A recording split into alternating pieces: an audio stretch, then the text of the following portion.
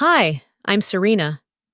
And for 10 years, I thought I was building a life with my husband, until the day he called me and said, "Pack your things and get out." Just like that. No warning, no explanation. But what hurt more than his words? The realization that our marriage had never been real. That everything, our home, our finances, even our love, had been nothing more than a carefully constructed lie. And when he told me to talk to his parents, I thought I'd finally get answers. Instead, I uncovered something so much bigger, a secret that turned my entire life upside down. How do you move forward when you realize you were never meant to win? When the people you trusted the most were the ones setting you up to fail? Because I didn't just lose a marriage, I lost the illusion of control.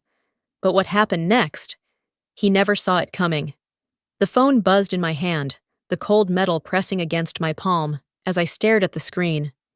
Dorian Kane, my husband, the man I had shared my life with for nearly a decade. I hesitated before answering, something deep inside me whispering that whatever was coming next would change everything. His voice was devoid of warmth, stripped of any trace of the man I used to know. "I don't want to see you anymore. Pack your things and leave before I get home." The world around me blurred. I opened my mouth, but no sound came out. A hollow silence stretched between us before the line went dead. I stood there, gripping the phone, trying to process the words that had just sliced through my life. My vision swam, a deep, nauseating pit forming in my stomach. This couldn't be happening. My hands trembled as I redialed, the screen flashing, calling. For an agonizing few seconds before going straight to voicemail, I tried again. Nothing. Panic settled in, wrapping its cold fingers around my throat. My chest tightened, and for a brief moment, I struggled to breathe. How had we gotten here? I slumped onto the couch, staring at the city lights flickering outside our floor-to-ceiling windows. This apartment, our home, suddenly felt like an unfamiliar space, walls closing in on me. The past few months flashed through my mind like a film reel, each memory a jagged piece of a puzzle I had refused to put together. Dorian had been distant, his touch growing colder, his gaze lingering elsewhere even when we were in the same room. The late-night meetings that ran longer than they should have. The phone calls he always dismissed when I was near. The sudden weekends away for business that had no paper trail. I had ignored the signs, convincing myself that work was pulling him away, that stress was making him distant. But now, staring at my reflection in the glass, I saw it for what it was. I had been a fool. Tears pricked at the edges of my eyes, but I swallowed them down. Crying wouldn't change the fact that my husband had just discarded me like I was nothing. The sharp knock at the door jolted me. I hesitated before rising, my legs unsteady as I crossed the room. When I opened the door, a man in a navy blue uniform stood there, holding a thick envelope. "Mrs. Kane?" The name felt foreign. "Yes," I whispered. "This is for you. Please sign here." With numb fingers, I scribbled my signature, barely processing what I was doing. The moment I closed the door, I tore open the envelope. A stack of crisp white papers slid into my hands. Divorce papers. My breath hitched as I flipped through the documents. His signature was already there, ink-dried, as if he had been waiting for this moment. He had planned this. This wasn't an argument that escalated too far. This was calculated, cold, premeditated. A deep anger flared in my chest, pushing back the heartbreak that threatened to consume me. And then I saw it. A single note, written in Dorian's familiar scrawl. "If you have questions, talk to my parents. They'll explain." My pulse pounded in my ears. His parents? They had never truly accepted me. I had been an outsider, tolerated but never embraced. And now I was supposed to go to them for answers? A bitter laugh escaped my lips. This had been orchestrated. I was the last to know. The realization hit me like a freight train. I wasn't just losing my husband. I had never really had him. My gaze swept across the apartment, lingering on the framed wedding photo on the console table. Dorian's arm was wrapped around me, his smile easy, effortless. A lie I had believed in. My fingers curled around the frame. The glass shattered as it hit the floor. My heart pounded, my breath ragged. But through the haze of pain, a single thought cut through like steel.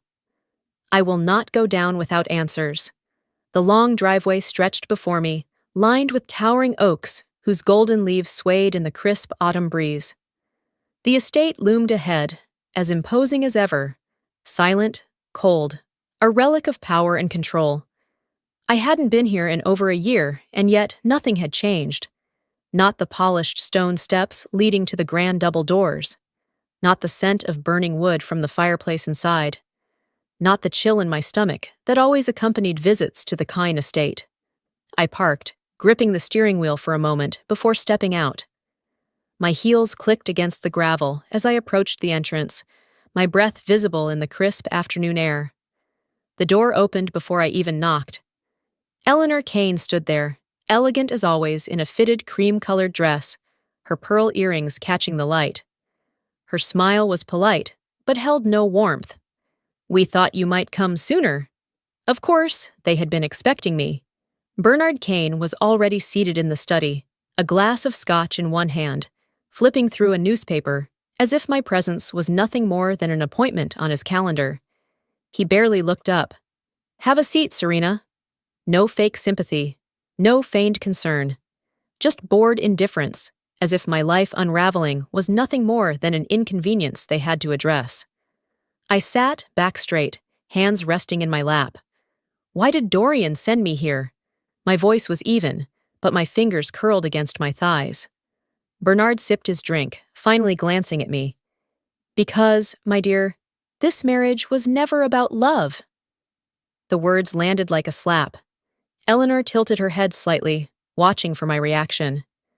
When I didn't flinch, she reached into the desk drawer and pulled out a thick folder, sliding it across the mahogany surface. "You should read this." I hesitated, but then I saw it. My name, Serena Kane, printed in bold at the top of the document. My fingers were steady as I flipped it open. Prenuptial agreement. My heart pounded. I had never signed a prenuptial agreement. Yet, there it was. The clauses were brutal. If the marriage ended before 15 years, Dorian retained full control of all financial assets. If I initiated the divorce, I would walk away with nothing. If Dorian filed, I would get a minor settlement, but only under certain conditions. I flipped through the pages, my stomach twisting. I wasn't just being discarded. I had been trapped from the start. I never signed this. Eleanor's lips curled into a knowing smile. "Dorian planned ahead, dear. We all did." I felt sick. This was a setup. My voice came out flat, but inside, I was burning. "Of course it was." Bernard's tone was dismissive, as if I should have known all along. "You were a suitable choice, Serena, but Dorian had other obligations." A suitable choice, not a partner, not a wife, just a piece in a carefully arranged game. I gritted my teeth, forcing my expression to remain unreadable. I wouldn't give them the satisfaction of seeing me break. Eleanor sipped her tea, watching me like a cat watching a trapped mouse. "You look surprised. But tell me, Serena, did you really think you were the first?" The air in the room seemed to thin. "What?" Bernard leaned forward, eyes sharp. "You weren't the first, and you won't be the last." It hit me then. This wasn't about love, or even convenience. This was what they did. Handpick a woman, marry her under false pretenses, keep her just long enough to serve a purpose, a merger, a business deal, an image to uphold. Then, when she was no longer useful, discard her, making sure she walked away with nothing. A cold rage settled in my chest. Eleanor set her teacup down. "We'll make this easy for you. Sign the papers. Accept the settlement. Walk away quietly." Bernard's voice was sharper. "There's no fight to win here, Serena. You're already out." I forced myself to stay still, to breathe, to process. I had walked into this house expecting to fight for my marriage. Instead, I had uncovered a machine designed to destroy women like me. But I wouldn't be the next casualty. I closed the folder carefully and placed it back on the desk. Then I stood, smoothing down the front of my coat, schooling my face into something unreadable. I met Eleanor's gaze, holding it steady. If Dorian planned ahead, then so will I. For the first time, her smirk faltered. Bernard watched me with something that almost resembled intrigue. I turned on my heel and walked out, stepping into the cold autumn air, gripping the prenup tightly in my hands. My breath was steady, my mind was sharp. I wasn't leaving this fight empty-handed. The rain had started by the time I reached my apartment. It wasn't heavy, just a slow, persistent drizzle that painted streaks across the glass windows, blurring the city skyline beyond. I dropped my coat onto the chair, my hands still clutching the prenuptial agreement. The paper felt heavier than it should, as if it carried the weight of every moment I had been deceived. I moved toward the kitchen, pouring myself a glass of wine with hands that didn't quite steady. The silence in the apartment was suffocating. It had always been too big, too immaculate, decorated to Dorian's taste more than mine. And now, it felt like I was standing in a stranger's home.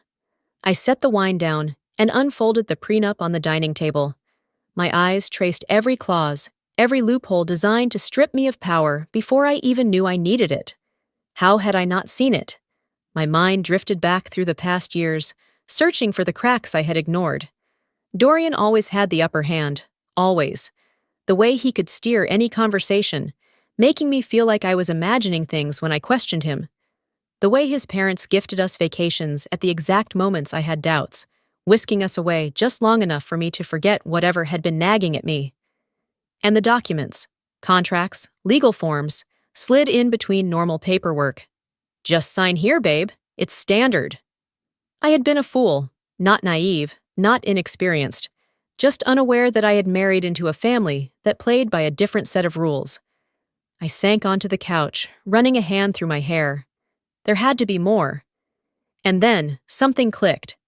I grabbed my laptop and opened my email.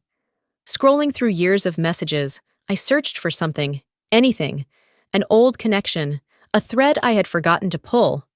Then, I saw it. Nicholas Avery. His name had appeared in a conversation Dorian had once shut down immediately. A quick search led me to a series of financial articles from nearly a decade ago. Nicholas Avery, once a powerful businessman, had vanished from the public eye after a high-profile divorce from a woman with deep family ties. Something about the case felt too familiar. I hesitated only for a moment before pressing call. The phone rang twice before a voice answered. "Who is this?" "My name is Serena Kane," I said, "and I think we have something in common." There was silence. Then a sigh. "I was wondering when you'd call." A chill ran through me. "You know who I am?" "I know what you're going through," Nicholas said, "because I went through the same thing." I swallowed hard. "Tell me everything." Nicholas didn't rush. His tone was steady, but there was something beneath it. Exhaustion, bitterness, the weight of a man who had already lost. He had been in the exact same situation. A contract-bound marriage, carefully designed to pull him in, keep him in place just long enough to serve a purpose, then discard him when the time came. The same patterns, the same tricks. "And let me guess," I murmured. "She got everything. You got nothing." "Not just nothing," Nicholas said. "They erased me." He explained how his ex-wife's family had severed his business ties, turning former allies against him. How he had been forced out of his own company, financially ruined, reputation destroyed. All because he had been stupid enough to believe it was real. I gripped the phone tighter.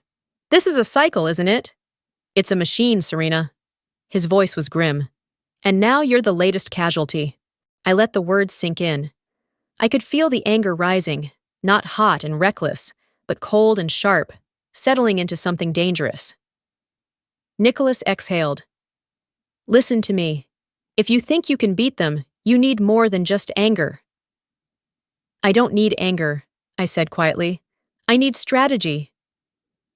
He didn't respond immediately. Then he chuckled, dark and knowing. "Good." After the call, I sat motionless, the city lights flickering against the rain-soaked windows. I wasn't just another victim. I wasn't going to disappear. I grabbed a pen and a notebook, flipping to a blank page. And I started writing. A list of every legal loophole I could use. Every person still tied to Dorian that I could turn. Every move I could make before they even saw me coming. They had built this game for themselves. Let's see what happens when someone else plays it. The next morning, the sky hung heavy with gray clouds, a mirror of the cold certainty settling in my bones. I stepped into Hastings and Lowell L.P.L., one of Manhattan's most ruthless law firms. Elliot Marston, a corporate attorney who owed me a favor, was expecting me. "Serena," he greeted, leaning back in his chair. I dropped a folder onto his desk. Not long enough. His gaze flicked over the documents, his neutral expression hardening. "Jesus!" I crossed my arms. "Tell me something I don't know." Elliot flipped through the pages, brows knitting. "Serena, you never had a marriage. You had a contract. And the worst part? Some clauses were altered after you signed. The ink's different. This prenup was tampered with." A sharp chill ran through me. "You're saying they forged my contract?" "I'm saying you weren't meant to notice." My stomach twisted. "Who orchestrated this?"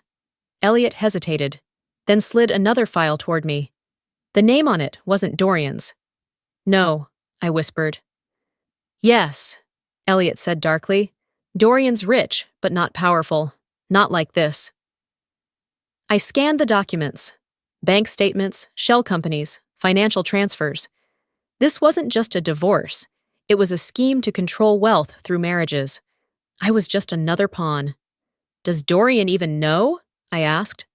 Elliot's pause was too long. "If he does, he's as trapped as you." Anger burned away my nausea. "What are my options?" "Legally? You could challenge it, but they designed this to drain you in court." "And the smart option?" Elliot shut the folder. "Find leverage. Make them regret thinking you were an easy target." An hour later, I stepped onto the wet pavement, mind racing. That's when I noticed it. A black car, too polished, too clean. A man in a tailored suit stepped into my path. "You've done enough digging, Ms. Kane." I raised a brow. "And you are?" He ignored the question. "Take the settlement, walk away." I huffed a short laugh. There it is. The first threat. Not a threat, a suggestion. "Or what?" His expression remained cool. "Or you'll wish this divorce was the worst thing to happen to you." I stepped forward, voice steady. "Tell your boss. If he thinks I'll roll over, he hasn't done his research." For the first time, his smirk faltered. I turned and walked away. I wasn't just fighting Dorian anymore. The city hummed around me as I walked, the weight of what had just happened settling into my bones. I had been threatened before, but this was different. This wasn't personal. It was business. And that made it far more dangerous. I hailed a cab, ignoring the way my hands clenched into fists in my lap as we weaved through traffic. I needed more than speculation, more than anger. I needed proof. By the time I reached Archer and Webb Investigations, my pulse had evened out, my mind sharp again. This was where the real fight started. The office smelled of stale coffee and old leather, a stark contrast to the sleek law firms I was used to. Private investigators weren't interested in appearances.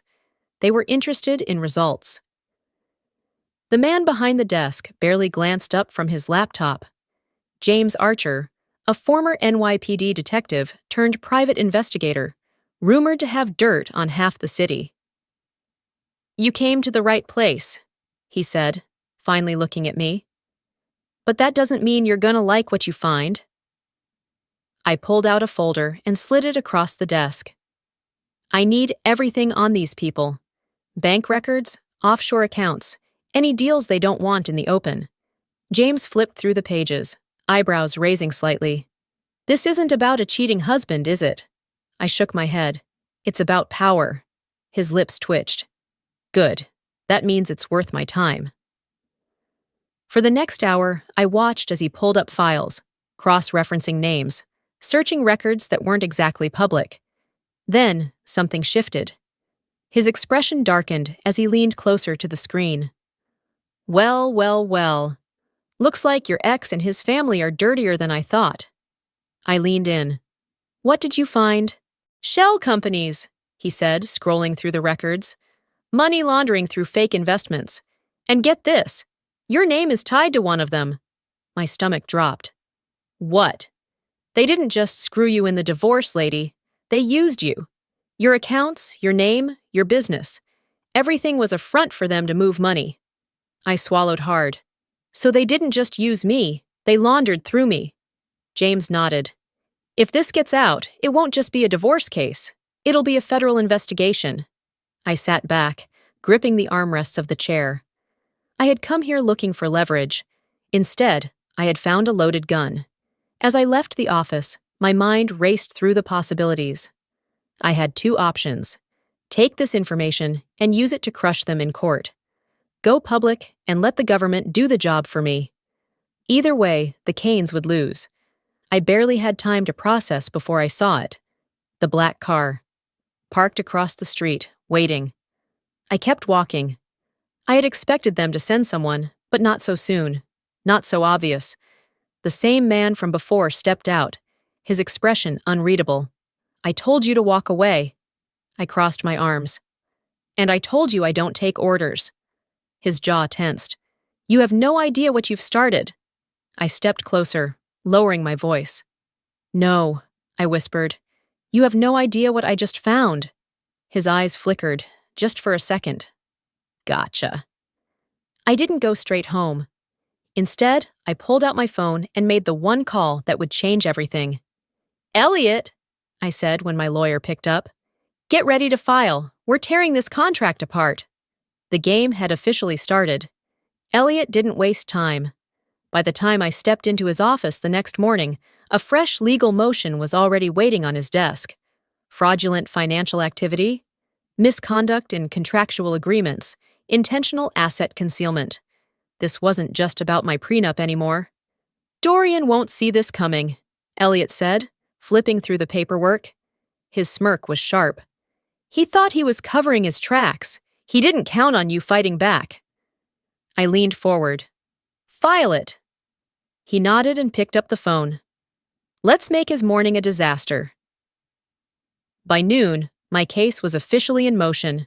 The lawsuit challenged the entire foundation of the prenup, citing fraud and financial manipulation. If it went through, Dorian wouldn't just lose his settlement leverage, he'd lose his entire financial standing. For the first time in days, I felt the smallest rush of victory. And then, an email from Elliot's office shattered it. Dorian was prepared. He had moved assets weeks before filing for divorce. Bank accounts were drained. Stocks were transferred. Everything liquid had been restructured under different holdings. A preemptive countermeasure. My stomach twisted as I scanned the details. He had been planning this long before he made that phone call telling me to leave. I clenched my fists, my breath coming in short, controlled exhales. So he was always 2 steps ahead. I wasn't surprised, but I was angry. I slammed my laptop shut. I needed to hit him harder. That evening, as I paced my apartment, my phone vibrated. Anonymous message. I can help. Meet me. I froze, staring at the screen. It wasn't a number I recognized. I hesitated, fingers hovering over the keyboard, debating whether this was a trap. Then I typed 2 words. Where?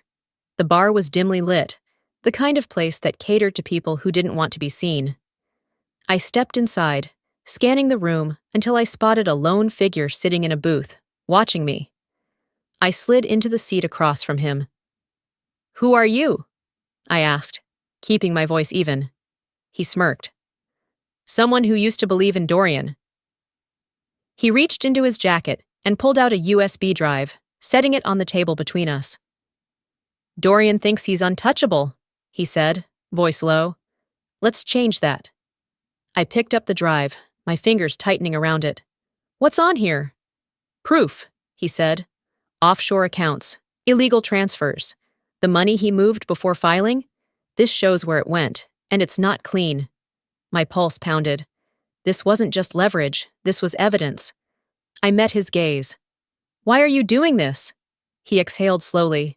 "Because I trusted him, and I lost everything." I nodded once. "Welcome to the club." I got back to my apartment and plugged the USB into my laptop. The files loaded instantly. Bank transactions, wire transfers, dummy corporations, a meticulous paper trail of fraud, money laundering, and financial deceit. I took a steady breath. Then I pulled up my email. To Elliot Marston, subject, new evidence attachment, confidential files. I hit send. Then I opened my messaging app and typed a single sentence. "You wanted to play games? Let's play." Seconds later, Dorian's name lit up my screen. I let the call go to voicemail. Then I poured myself a drink and leaned back in my chair, watching the city skyline.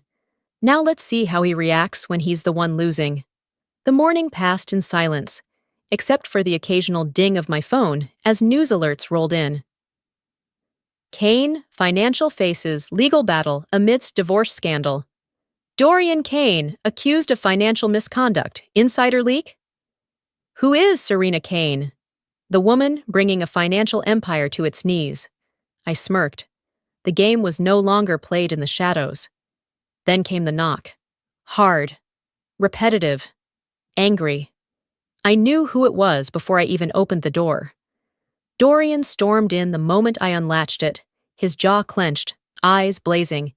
He looked nothing like the composed, untouchable man he had always been. This was someone on the verge of losing control. "Do you have any idea what you've done?" His voice was sharp, laced with barely concealed panic. I crossed my arms. "Yes." I took back control.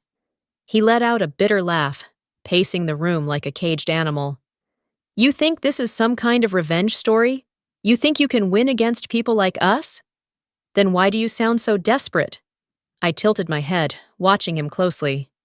He stopped, his nostrils flaring. "You have no idea the kind of mess you've just stepped into, Serena." "Oh, I think I do," I said coolly. "The real question is, do you?"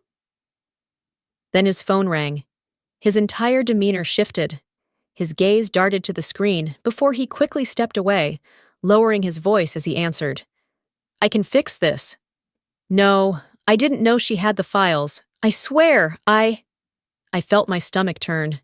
He wasn't scared of me. He was scared of them. When Dorian turned back, his rage had drained, replaced with something I rarely saw in him. Fear. "Who was that?" I asked, though I already had an idea. He didn't answer. I stepped forward. "Looks like I'm not the only one being played." His hands balled into fists. "You don't understand what you've done." "Then enlighten me." For the first time, he hesitated. And that told me everything. The pieces began falling into place. The offshore accounts, the silent business partners, the deals I had never been privy to. I had assumed Dorian was the one pulling the strings, but he wasn't. Someone bigger, someone powerful, someone who controlled even him. This wasn't just a divorce anymore. "This isn't just about us, is it?" I asked, my voice quieter now. Dorian's jaw tightened. He gave me one last unreadable look before turning and walking out the door. For the first time, he didn't have a smug parting shot. The elevator ride was silent, except for the faint hum of the mechanics shifting behind the polished steel walls. 34th floor. I stood still, staring at my reflection in the mirrored panels. The woman staring back was calm, composed, but not the same woman who had walked into this mess. The door slid open. A receptionist, dressed in a sleek black suit, gave me a practiced smile. "Ms. Kane, they're expecting you." Of course they were. She gestured toward a set of large double doors at the end of the corridor. My heels echoed as I walked. Each step was measured, deliberate. No hesitation, no fear. I pushed the doors open, and there they were. Not just an investor, not just a silent partner. Someone I had known for years. Someone who had watched me fall apart and had done nothing. The real mastermind. The smirk on their face was calm, calculating. "Well, Serena, I was wondering when you'd figure it out." I lowered myself into the chair across from them, my hands steady as I set my bag beside me. So, it was you. They leaned back. You always were smart. Too smart, actually. That was the problem. My stomach twisted, but I didn't let it show. This wasn't about money, I said slowly. They tilted their head, amused. No, dear. It never was. I swallowed the anger bubbling in my chest. I wasn't going to let them see it. Then what? They exhaled as if they were speaking to a slow student who had finally caught up. This was never about Dorian. He's just a convenient pawn. Disposable, really. My jaw clenched. Then who was the real target? Their eyes darkened. Your father. A slow chill ran through me. My father has nothing to do with this. Oh, but he does. They leaned forward. You see, years ago, he made enemies. Powerful ones. He thought walking away would be enough. But people like us. We don't forget, Serena. My throat tightened. So you used me. Not used, positioned. They shrugged. The marriage? Just a tool. A way to ensure that what your father built would be dismantled piece by piece. Dorian played his part. And you? You were never meant to last long. I felt the sharp sting of betrayal dig deep, but I forced myself to exhale, keeping my hands relaxed. And now? I asked. They slid a folder toward me. Now, we end this cleanly. Take the settlement, disappear, and you'll walk away with more than most do. I glanced at the papers. An easy way out. A golden parachute. A way to make me disappear. I ran my fingers over the crisp edges, pretending to consider. Then, I slowly pushed the papers back across the table. No deal. For the first time, their smirk wavered. I reached into my bag, pulling out a small USB drive and sliding it across the table. You built a system so powerful, you thought no one could break it. But here's the thing. I leaned in, watching their eyes narrow. I already sent these files to the DOJ. Silence. A long, tense silence. Then, their fingers drummed once against the table. You think that's enough? I smiled. Number, I think it's just the beginning. 3 months later, I sat in the cold, rigid wooden bench of a Manhattan courtroom, watching as the remnants of my past unraveled before me. Dorian sat at the defense table, his hands clasped, a hollow look in his eyes. He wasn't the man I once knew, the charming, composed executive who had convinced me that our life together was built on something real. No, this version of Dorian was smaller, stripped of his arrogance, left only with the weight of his own choices. The prosecutor stood. Mr. Kane, can you confirm the existence of the offshore accounts linked to your firm? Dorian hesitated.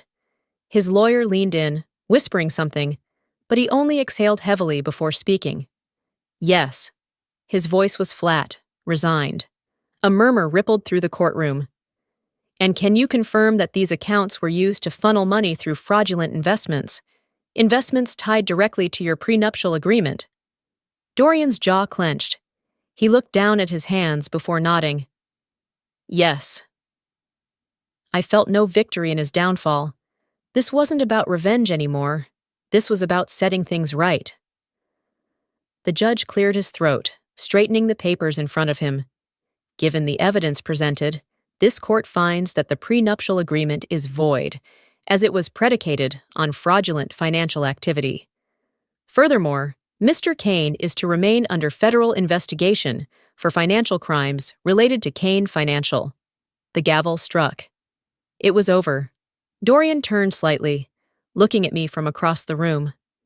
His eyes were tired, no longer burning with the anger or entitlement I had seen before. I never had a choice, he muttered. I studied him for a long moment before responding. Neither did I, until now. I walked out of the courthouse into the crisp fall air, inhaling deeply, trying to shake the weight of it all. As I reached the steps, my phone buzzed. A single message. You won this round, but be careful where you step next. I exhaled slowly. Even behind bars, the mastermind still had reach, But this time, I wasn't afraid. I stared at the message before typing a response. I don't play by your rules anymore. And I hit send. Months later, I stood in my new apartment, overlooking the skyline of a city that didn't know my name. The furniture was sparse, the walls still bare, but this space was mine. No contracts, no hidden agendas, no carefully planned moves designed to trap me in someone else's game. I had spent too long inside their world, playing by their rules, trying to survive in a system that was never meant to be fair.